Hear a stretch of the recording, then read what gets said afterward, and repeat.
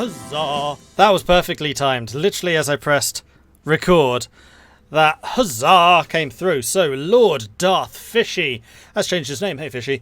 Thank you very much for the Twitch Prime resubscription, coming in with a 14-month resub. Thank you very, very, very much for that. Very much appreciate it.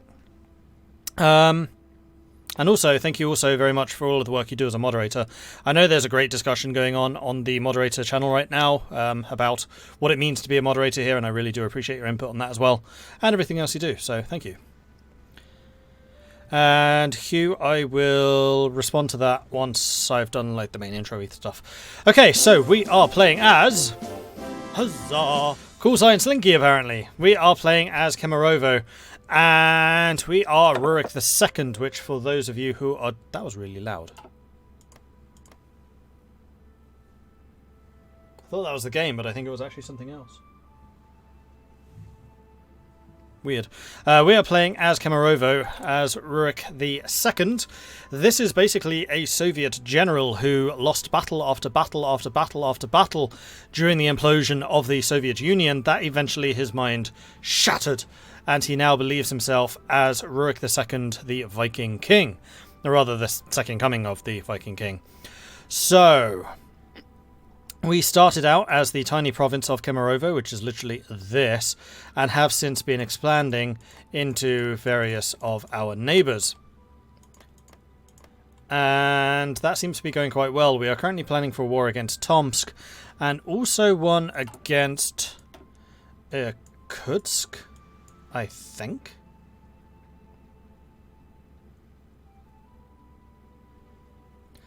Tomsk? No, Novosibirsk. So here and here.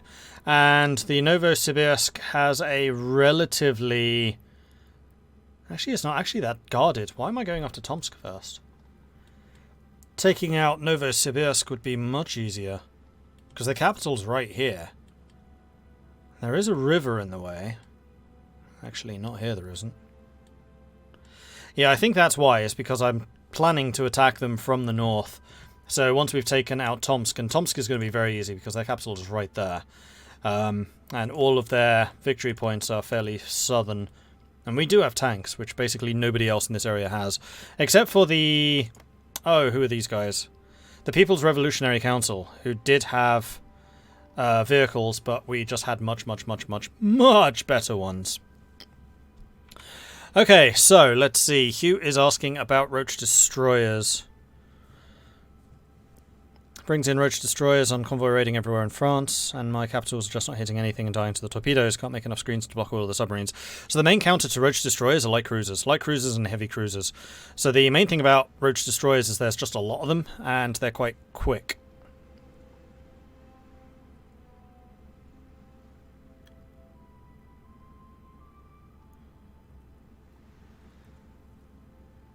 Visibility is low because of the designer and raiding fleet tree buffs. Yeah, so the main thing that Roach Destroyers struggle with is armor.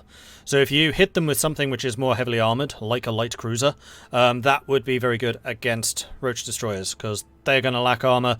Their little pop guns are not going to be able to penetrate your armor, and their torpedoes don't stand a chance in hitting you. So light cruisers, roving fleets of light cruisers should take out those destroyers. Light cruisers do work, but they don't protect my capitals from the torpedoes. They kill the roaches, but the roaches kill your capitals. That suggests to me that you don't have enough. So with capital ships, you need to make sure that you have between 3 and 4, preferably 4 screens per capital. Minimum. Especially if you're up against something which is hitting a lot of your screens. But if you have light cruisers, then usually, like, I would say probably 3 or 4 capitals, and then 12 light cruisers would probably do it.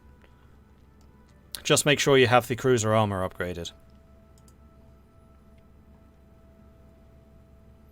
And also, yes, leave the torpedoes behind.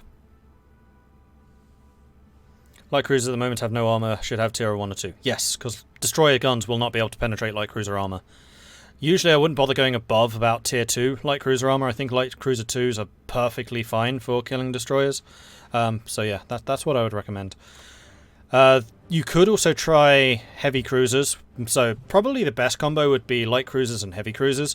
The heavy cruisers upgraded for speed as much as possible and also enough armor. One thing you can do is go to a unit, go to the ship designer for destroyers, and then see what the light gun piercing for those destroyers is, and then make sure that your armor value is higher than that piercing value. If your armor value is higher, they cannot pierce your armor and they will do basically no damage to you. And torpedoes can only hit well, they can technically hit other stuff. They're very unlikely to do so, though. That is partially your screening efficiency. So as long as you have a 100% screen, they have a 0% chance of hitting you. If you have a 70% screen, yeah, they have a 30% chance of hitting you. The capitals, that is. And then I think for them hitting screens, it's A, very unlikely, and B, modified by your movement speed. Is heavy attack effective against roaches? No.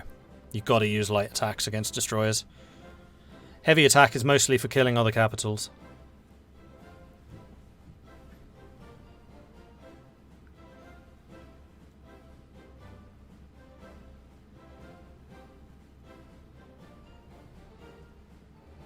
Did I see your update about Kemerovo playthrough aspired you to play? Got second or third gain war and apparently unimplemented. You can't form Russia yet. Just Great Siberia. I had not seen that. We'll get to that when we get to that.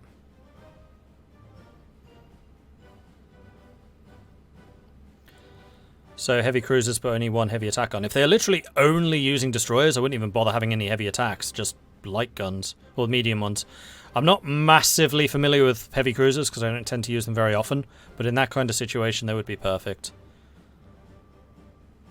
But the main thing is, if you are bringing capital ships to the fight, and they can be decent, is just to make sure they are properly screened, because it sounds like what they're doing is just trying to overwhelm you with torpedoes, and if you have 100% screening efficiency, torpedoes have a 0, and I mean 0% chance of hitting your heavies. Heavy cruisers and medium guns. Heavy cruiser guns, which get both heavy and light attack. Oh, interesting. That I didn't know. Okay, anyway, back to Kemerovo. So, what we are doing at the moment is preparing for this fight against Tomsk. We're currently retaining the councils, which will get us a couple of free factories. Then we're going to empty the armories, get some free guns to reinforce the units that we have got in the field. We are pretty short on equipment right now. I have a feeling that last war was actually relatively costly. Do you guys have special orders? You do, down there. Perfect. Ah, yes! We also started recruiting a bunch more special forces. Or the elites. Drujinia and then also the shield maidens. I remember now. And we have garrisons, but that's only going to last for as long as we are going to be integrating, and we're already starting to integrate. Okay.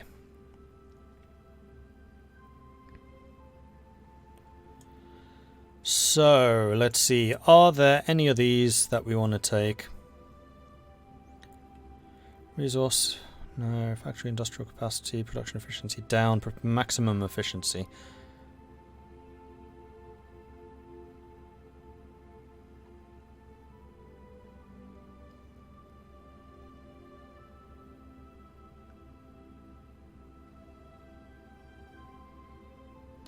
Nope, I think we're all good on those. And then the other thing that we could potentially actually do is grab one of the stability gains. Secure control. I'm trying to think if there's anything else that I need political power for. Raiding doesn't use it. We've almost got that already. Yeah, you know what? I think I'm going to go and grab some more stability. Cost just 25. Do it. Do it. Do it now. 0 manpower. Now it's a Mordred playthrough. That's mostly because of the garrison. We have 12,000 men in the garrison. And are we actually struggling with the occupations? No. No, we're not. We have lost 300 men. That's fine. That is under control. Jean Bichelon elected as the President of France. The political crisis in France, ignited by the bitter defeat of the recent Burgundian invasion and the puzzling abduction of the former President Trixier Vigancourt, seems to have been resolved. The Assemblée Nationale has elected Jean Bichelon, leader of the technocratic wing for the Parti National, as the President of the French state. Bichelon has been carried to victory by strong support he enjoys amongst the industrial barons that form much of France's upper classes. Bichelon is especially known for Bien Prime, an audacious and controversial economic plan designed to achieve France self-sufficiently from the German economy, which has been questioned by many politicians in the country as nothing short of madness. Some circles have accused Bichelon of connections to shady syndicalist cabal, and the unpopularity of the new president amongst the armed forces and the French population something. Ami, la France nous attend. Friend, something in France. Attend to France.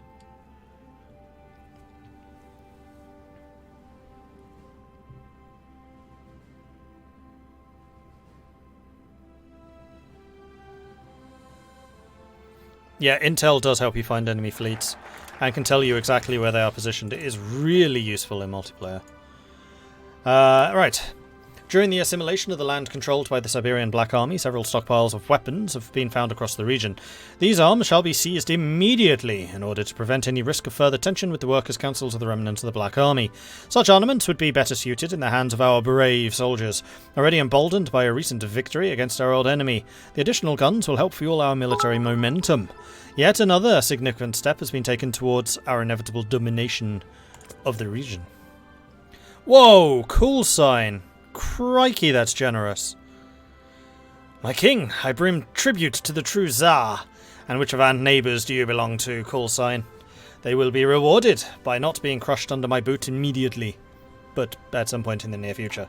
Thank you very much for that, call sign. Really appreciate it. And that is incredibly generous. Thank you.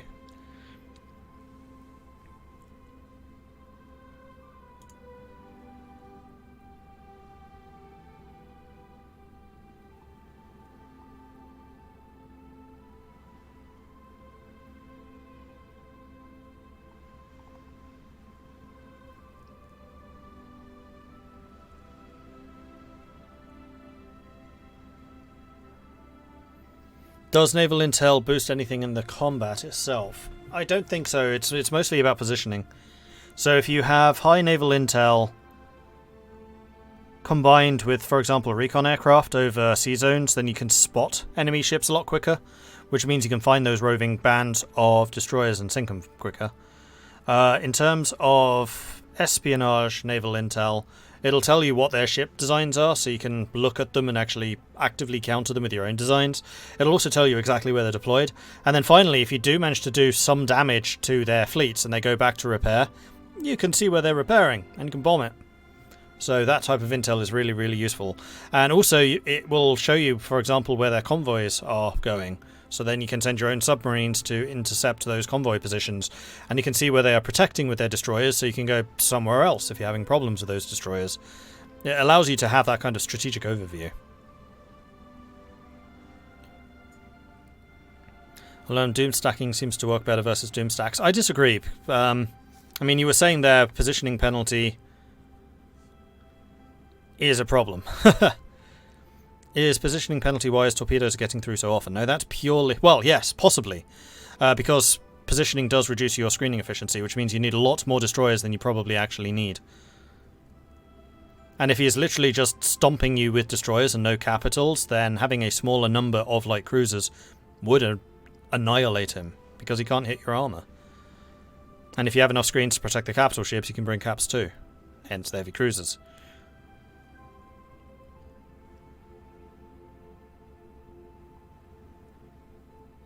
And this is why I really don't stand by the idea that doom stacks in naval work. Because they don't.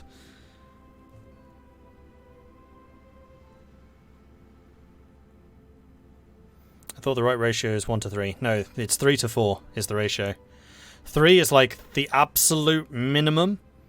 3 to 1 is the ratio. However, because of things like positioning penalty coming in, I would say it's far safer to go with 4. Like, it used to be 4 to 1. They reduced it because they found that players spent their entire time just building screens. But 4 to 1 is definitely what I would recommend now. 4 to 1 seems to do pretty well. The Committee for the Liberation of the Peoples of Russia declared war on the Gorky Tank Brigade. Aw, poor Gorky Tank Brigade. Also, I'm not building anything. That's a mistake.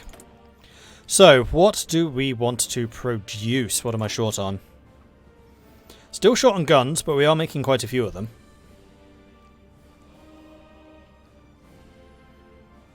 We actually have a fair surplus of tungsten now. So maybe more artillery? And we could actually start adding line artillery to our forces.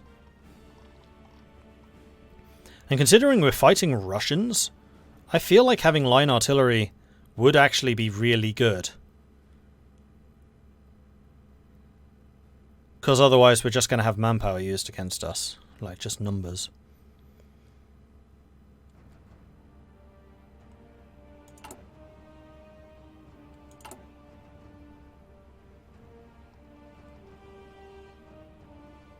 Or we could go for some more support equipment, seeing as we're still very short on support. Though we've not really got the army experience to add a lot of support to our units. That's one thing that I've been kind of coming up against. And it has been causing some problems. Like, I'd very much like to bring in, for example, recon units. But I don't think that's really going to be viable.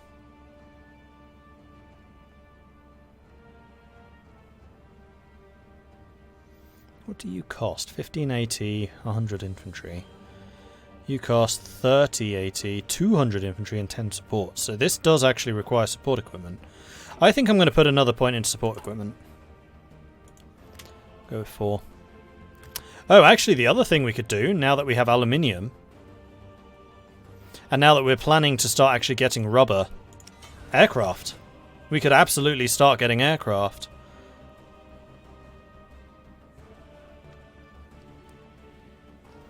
Now, have they changed the air zones at all? No. No, they have not. So, heavy fighters, I think, are going to be the best option right now. Interceptor, strap bomber, attack bomber, close air, fighter. So, what's the difference between an interceptor and a fighter? 1,200 range. Fighter, 1,200 range. Agility, 75. Agility, 45. Max speed 720, max speed 720. Okay, this is not telling me enough. Let's go to the aircraft overview and take a look. So if we say the 1960 version. So the Suku is the interceptor. Interceptor range is the same. The air attack is a lot higher, so interceptors are anti-bombers. A lot higher. Cost is the same. Air defense is better. The agility of the fighter is better. And they run the same air missions. Yeah, so I think that Sukhoi are definitely... Oh, Sukhoi are very much anti-bomber, so we're going to go with fighters. Which are the yak attacks.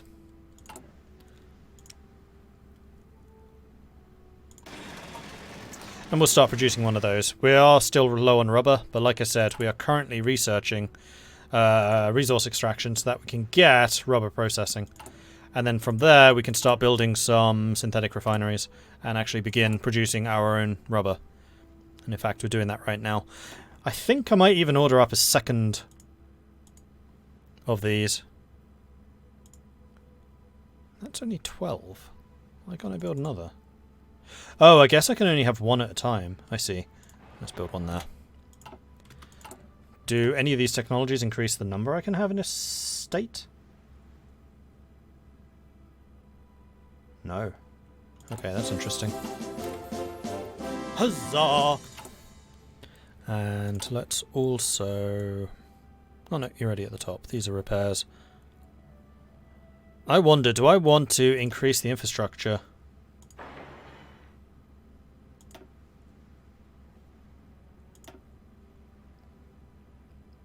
Level 7. Did we just get some free infrastructure? No, we got it from there. And Krasnoyarsk is not one of them. So let's upgrade you to level 8. And that'll allow us to actually build stuff in a decent time frame. Okay, good. Torachi coming in with a 3-month Twitch Prime subscription. Thank you very much for that, Torachi. My, how time flies. Time does indeed fly when you are having fun. Horizontal integration tech and industry increases state factories. Yeah, it's not state factories I'm asking about, it's synthetic refineries. You can build only one in a state at the moment.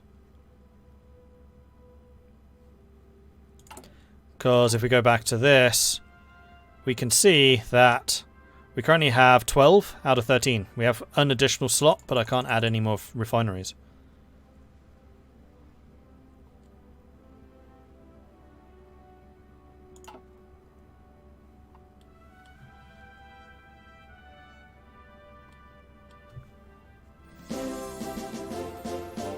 Huzzah! And Silver Knight coming in with a 6-month resubscription. Thank you very much for that, Silver Knight. Really appreciate it. Tier 2 as well. Crikey. Thank you. And also, thank you also very much for all of the work as you do as a moderator here. I know you had some questions earlier, and I am pleased that you're asking them. It's a sign of wanting to do things correctly, and I very much applaud that. And you're awesome anyway, so thank you.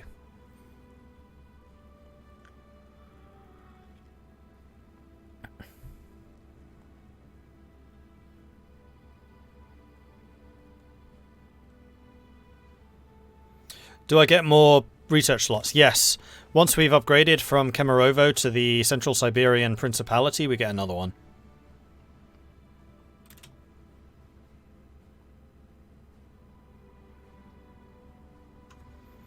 Hey, Abnormal B. Happy to finally catch one of your streams. Glad you could join us.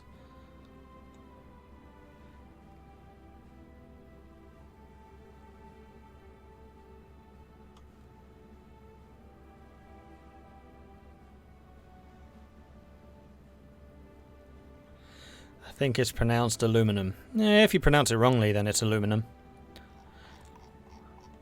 Although actually, it's the Brits who have that one wrong. Because the Latin's alum. Aluminum is actually a bit closer to what the Latin would be. But hey, I'm British educated, so I'm going to continue saying it incorrectly. And also aluminum just sounds stupid. General Berzik Letland has defeated the SS Oberschnitt Ostland for Battle of Ostland. And how is the German Civil War going? Heydrich still getting lambasted from various different angles. Goering and Bormann definitely looking like they're the strongest at the moment.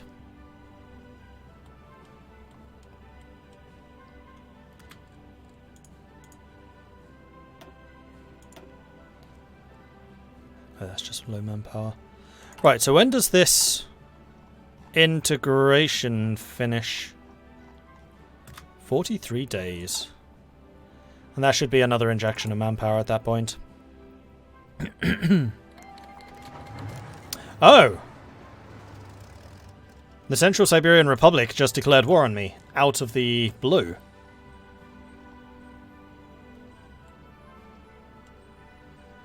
Which is you, isn't it? That seems silly. Okay.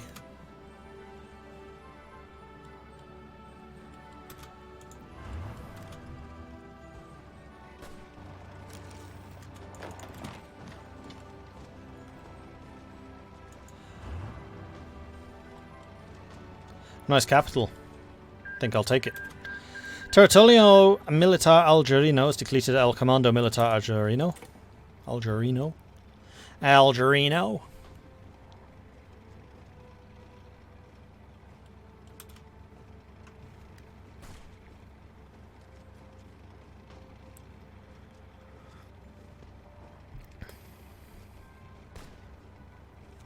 Just like Brits say Shire instead of...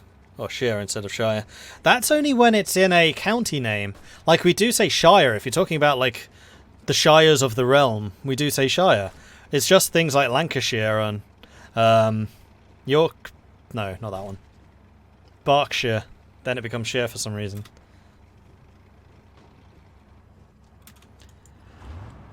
Okay, so tank.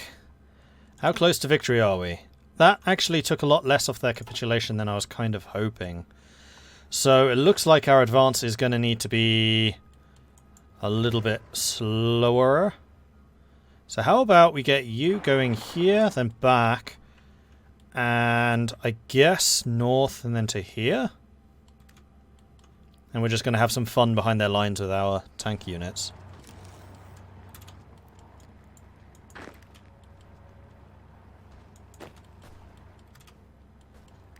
And our planning preparation's actually pretty high, so we should be golden. And that motorized is basically dead. Thankfully they've not gone for my capital. Oh, Jurga's the new capital. How many points are you? 5. That's 1, 1, 5, 1. So Lezobirsk and Jurga are the biggest. So in fact, if you go there, that would be great. And in fact, we're a little bit screwed because the only Shield Maiden division that we have deployed is this one, even though they're supposed to be covering this whole section of the line. Empty the armories, finished, so we just got some extra guns. Independence for the Algerian Republic, as Italian troops are still celebrating their string of victories in Algeria. It seems like the negotiations between the Italians and the Algerian natives, especially the National Liberation Front, have ended in success. From the city of Bona, Ferhat Abbas, chairman of the FLN, has proclaimed the birth of the Republic of Algeria with the blessing of the Duce in Rome. With Algeria now turned into an independent state closely allied to Italy, it seems like Rome has gained another ally in the Mediterranean. While Iberian troops are retreating to Morocco, the new republic has already cementing its government, while no elections have been scheduled for the foreseeable future.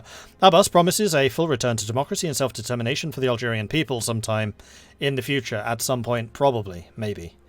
A more pressing question is the situation in Algiers, with some speculating that the new republic might attempt to grab the city, still in French hands. Algeria! Algeria! Algeria!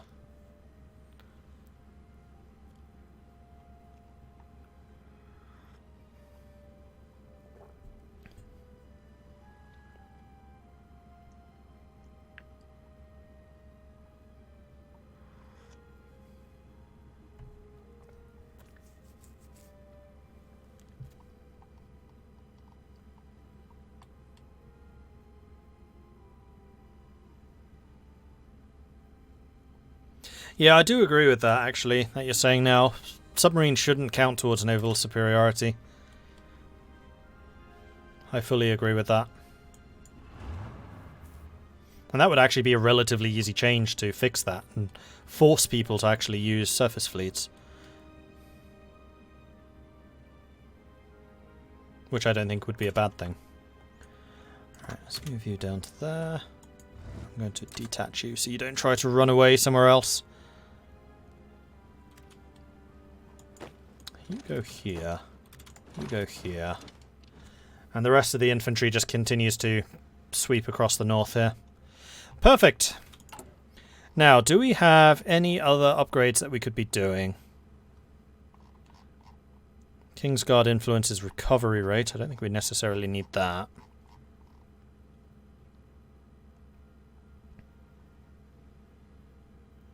Oh yes, free infrastructure. That is something I would like. We will take that one. And we have a new focus, so we can do the King's Speech and the King's Railway. So the Railway would add the 3 free infrastructure, whereas this would give us the King's Speech. I'm curious about what exactly this is going to be, so we're going to take the speech. A monarch may well put on airs in his castle and play at war with miniatures, but if he is unable to lead his men on the battlefield, he is merely a mascot with delusions of grandeur. His subjects rely on his strength and wisdom for guidance in trying times, and nowhere are times more trying than the shattered statelets of Russia. In short, the king must lead. His Majesty Rurik II is already preparing a speech in order to bolster the flagging spirits of our soldiers. No one embodies the values of strength, wisdom, and bravery more than he does, and with their long months seeing only the worst of humanity, they would do well seeing and hearing its best.